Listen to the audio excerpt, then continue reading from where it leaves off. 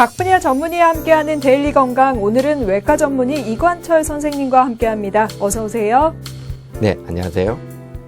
외과 전문의 이관철입니다. 네, 오늘은 어떤 질환에 대해서 이야기 나눠볼까요? 네, 오늘은 충수염을 주제로 준비했습니다. 보통 맹장염과 충수염을 헷갈려 하시는 분들이 많은데요. 의학적으로 맹장염과 충수염은 다른 질환입니다. 맹장은 대장이 시작하는 부분이고 충수는 맹장의 부속기관이고요. 여기에 염증이 생기는 것을 맹장염, 충수염이라고 부르죠. 그리고 우리가 보통 맹장염이라 부르는 것은 대부분 충수염을 뜻합니다. 실제 맹장에 염증이 생기는 것은 많지 않고 대부분 충수에 염증이 생기기 때문인데요. 오늘은 그 충수염에 대해 자세히 알아봅니다. 네, 익숙해진 명칭 때문에 어색한 병명이 있습니다. 바로 충수염인데요. 우리가 맹장염이라고 훨씬 더 많이 부르죠. 맹장에 걸렸다, 맹장에 염증이 생겼다, 이런 말 많이 하는데요. 사실은 정식 명칭은 충수염이라고 합니다. 그럼 충수는 어떤 기관이고 맹장과는 어떻게 다른지부터 설명을 부탁드릴게요. 네, 맹장은 대장의 시작하는 점입니다. 소장의 말단이 대장의 옆으로 연결되어 실제 막힌 것은 아닙니다만 육안상 대장이 막혀 보이는 맹관으로 보이는데요. 그래서 맹장이라고 부르게 된 겁니다. 또 충수는 맹장의 끝부분에 벌레처럼 달려있는 작은 부속기관입니다. 충수의 끝은 막혀있는 가느다란 관형 장기인데요. 충수는 보통 직경이 5mm 정도이고 길이는 개인차가 있겠지만 8에서 10cm 정도 됩니다. 그러니까 맹장은 대장의 시작점, 그리고 충수는 맹장에 달린 부속기관인 셈인데요. 두 기관이 어떤 역할을 하죠? 네, 맹장은 원래 초식동물에게 굉장히 많이 발달되어 있는 장기입니다만은 육식동물에는 거의 기능이 없어서 퇴화되고 잘 보이지 않습니다. 소장에서 내려오는 섬유질이 모여서 대장의 박테리아를 통해 이를 분해하는 역할을 하는 곳이 바로 맹장인데요.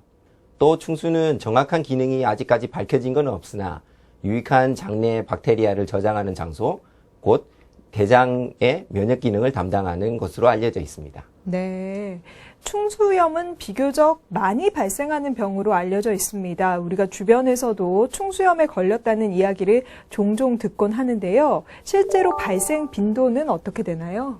네, 충수염은 대단히 흔한 질환 중에 하나입니다. 보통 전 세계적으로 1년간 인구 10만 명당 5명에서 57명 정도 발생한다고 알려져 있는데요. 건강보험심사평가원에서 따르면 충수염으로 병원을 찾는 환자는 2014년 16만 명에서 2010년 15만 명 대비 11% 증가했습니다. 상당히 많은데요. 충수염은 왜 그렇게 흔한 건가요?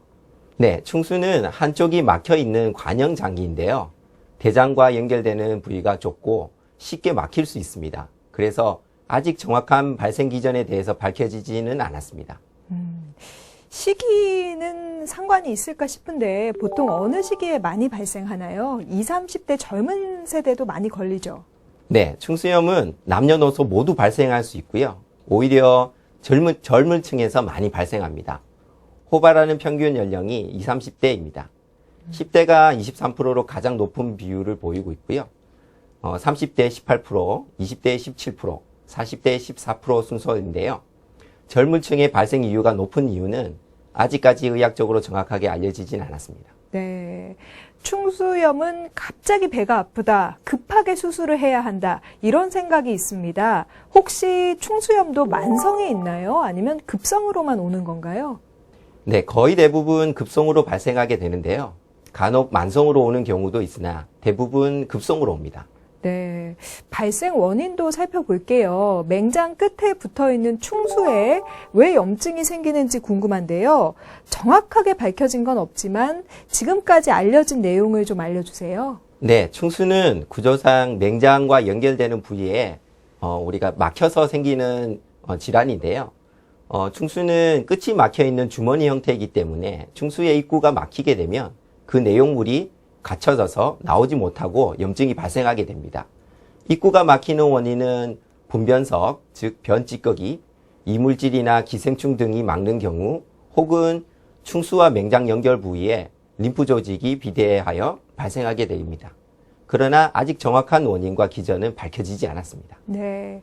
변 찌꺼기도 하나의 원인이 될 수 있다고 했는데 혹시 변비가 있어서 장에 변이 남아있을 경우에 충수염 발생 확률이 높아지기도 하나요? 아닙니다. 변비가 충수염을 일으킨다는 근거는 없습니다.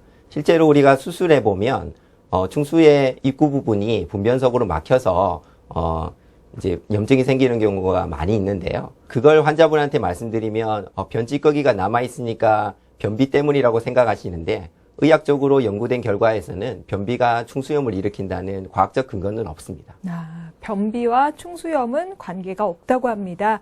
이야기가 나온 김에 충수염에 대한 속설을 몇 가지 알아볼게요. 이건 저도 자라면서 많이 들은 이야기인데 머리카락이나 수박씨를 먹으면 충수염에 생긴다. 이런 말이 많이 있어요. 실제로 그런가요? 그런 경우는 거의 없고요. 특별한 경우가 아니라면 머리카락이나 소화되지 않는 씨앗, 껌, 작은 돌, 이물질들은 몸속의 음식물과 섞여서 체내에 남아있지는 않고요. 거의 대부분 3일 이내로 대변에 배출되게 됩니다. 그렇군요. 저는 머리카락을 먹으면 충수염에 걸리는 줄 알고 있었거든요. 그게 사실은 아니라고 합니다. 또 유전에 대한 이야기도 있는데 부모님이 충수염에 걸리면 아이도 충수염에 걸릴 확률이 높다는 이야기도 있거든요. 어떤가요? 유전적인 문제 때문에 충수염이 걸리는 건 아니고요. 가족력하고는 큰 상관관계는 없습니다. 사실이 아닌 속설들이 많이 떠돌고 있군요. 자세히 알아두는 게 좋겠습니다. 다음은 증상에 대해서 알아볼게요. 우리가 배가 아프다 이런 건 알고 있는데 자세한 증상이 어떻게 되나요? 네, 충수염 초기는 굉장히 확인하기 어려울 정도로 미미하게 나타나게 됩니다. 충수염은 가벼운 소화불량에서 시작해서 배꼽 주변이 불편한 느낌이 있다가 점차적으로 오른쪽 아랫배로 통증이 옮겨가는 특징적인 증상이 있습니다. 또 복통이 있으면서 열이 발생하게 되면 염증을 의심해 볼 수 있게 되는데요. 이럴 경우 충수염을 강력하게 의심해 볼 수 있습니다. 왼쪽 배가 아니라 오른쪽 배가 아프면 충수염일 확률이 높은 거죠? 네, 오른쪽 아랫배에는 특별한 장기가 없습니다. 그래서 오른쪽 아랫배가 아프면 가장 먼저 충수염을 의심해 볼 수 있습니다. 그러나 장염이라든지 장갑맛 림프절염이 있는 경우에도 오른쪽 아랫배가 아플 수 있고요. 특히 여성분들인 경우에는 오른쪽 난소나 자궁에 문제가 있는 경우에도 오른쪽 아랫배가 아플 수 있습니다. 또 우리가 요로결석이라고 하는데요. 오른쪽 요로 쪽에 돌이 박힌다든지 하게 되면 극심한 통증이 발생하게 되는데요. 이런 경우도 충수염과 굉장히 증상이 비슷하게 나타나기 때문에 전문적인 진료가 좀 필요하겠습니다. 지금 말씀하신 대로 오른쪽 배가 아프다고 해서 모두 충수염은 아니기 때문에 자가 진단법이 있으면 좋을 것 같아요. 혹시 있을까요? 네, 충수염을 자가 진단하기는 굉장히 어렵지만 조금 유추해 볼 수는 있습니다. 소화가 잘 되지 않고 열이 점차적으로 오르면서 오른쪽 아랫배 쪽으로 통증이 이동하게 되면 충수염을 의심해 볼 수 있습니다. 통증 부위를 눌렀다가 뗄 때 통증이 더 심해지는 증상이 있거나 몸을 구부린 자세에서 다리를 펴거나 뜀뛰기를 할 때 통증이 심해지는 증상이 있을 때 의심해 볼 수 있습니다. 쪼그려 뛰기를 할 때 배가 아프면 충수염이라는 이야기도 있는데 그것도 맞는 말인가요? 충수염이 염증이 심해지게 되면 충격에 굉장히 민감하게 반응하게 됩니다. 실제로 쪼그려 뛰기 할 때 오는 충격 때문에 오는 통증은 가능하겠지만 대부분 쪼그려 뛰기 할 때 근육이 너무 많이 긴장되기 때문에 근육 통증으로 오해하는 경우도 있어서 조금 감별이 필요할 수 있겠습니다. 네, 자가 진단법도 쉽지만은 않군요. 어떤 경우에 병원으로 가는 게 좋을까요? 네, 충수염은 진단이 늦어지게 되면 치료가 그만큼 어려워지고 좀 심각한 합병증이 발생할 수 있기 때문에 빨리 병원을 찾는 게 중요합니다. 그래서 보통 2, 3일 정도 복통이 지속되고 열이 나게 되면 바로 병원을 찾는 것이 중요합니다. 네. 실제로 충수염을 빨리 치료하지 않으면 큰일 난다. 이런 이야기는 많지만 어떤 합병증이 오는지는 잘 모르겠거든요. 혹시 늦어질 경우 어떤 일이 발생하게 되나요? 네. 충수염은 치료하지 않고 방치하게 되면 염증이 터져서 복막염으로 진행할 수 있습니다. 그리고 그 복막염이 폐혈증으로 빠르게 진행할 수 있는데요. 이런 경우 생명이 굉장히 위독해질 수도 있습니다. 실제 충수염으로 사망하는 경우도 있습니다. 빨리 치료를 받아야겠습니다. 오늘 데일리 건강에서는 맹장염으로 알려져 있는 충수염에 대해서 자세히 알아보고 있습니다. 충수염의 경우는 무조건 수술을 해야 하나요? 네, 충수염은 원칙적으로 수술이 치료법입니다. 충수염 초기에는 간단하게 수술을 진행하지만 염증이 진행하여 천공이 되게 되면 복막염으로 진행할 수 있는데요. 그럴 경우 수술이 굉장히 어려워지기 때문에 초기에 수술적으로 치료하는 것이 좋습니다.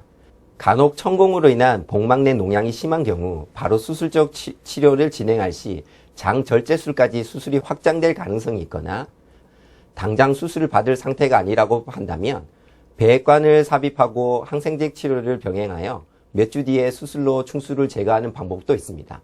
그러나 염증 정도에 대한 판단이 있어야 하므로 외과 전문의의 결정에 따라 진행하는 것이 좋겠습니다. 네, 충수염은 약물 치료가 없습니다. 수술 치료가 유일한 치료 방법인데요.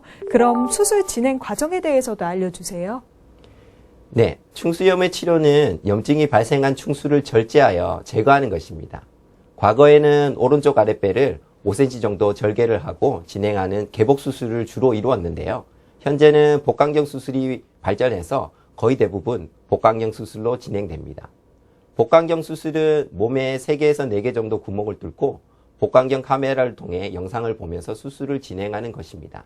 최근에는 배꼽에 하나의 구멍만 뚫어서 수술하는 단일 통로 복강경 수술이 시행되어지고 있는데요. 단일 통로 복강경 수술은 배꼽에 1.5cm 크기의 조그마한 구멍만 뚫어서 수술을 진행하기 때문에 수술 후 통증도 기존 복강경보다 작고 배꼽 안쪽을 뚫고 수술하기 때문에 수술 상처가 거의 보이지 않는 장점이 있어 요즘 많이 시행되고 있는 수술법입니다. 네, 충수염 수술이 아무리 흔하다고 해도 수술이기 때문에 부작용이나 후유증을 걱정하지 않을 수 없습니다. 주의사항 같은 게 있을까요? 네, 충수염 수술 후 염증 정도에 따라서 항생제 치료를 병행하게 됩니다. 수술 후 특별히 주의할 것은 없으나 남아있는 염증이 악화되지 않도록 식이 조절과 무리한 운동을 자제하는 것이 좋습니다. 식이 조절도 필요하군요. 어떤 사람들은 수술 후에 바로 일상생활이 가능하다 이렇게 이야기하기도 하는데 어느 정도 기간이 필요하나요? 네, 염증 정도에 따라서 좀 다를 수 있겠지만 대개 수술 후 이틀째 퇴원하게 되고요. 퇴원 후 일상생활을 하는 데는 큰 어려움이 없지만 심한 운동은 1, 2주 뒤에 하는 것이 좋습니다. 심한 운동은 1, 2주 후에 하시는 게 좋겠습니다. 그래도 혹시 수술 후에 올 수 있는 부작용이 있다면 어떤 게 있을까요?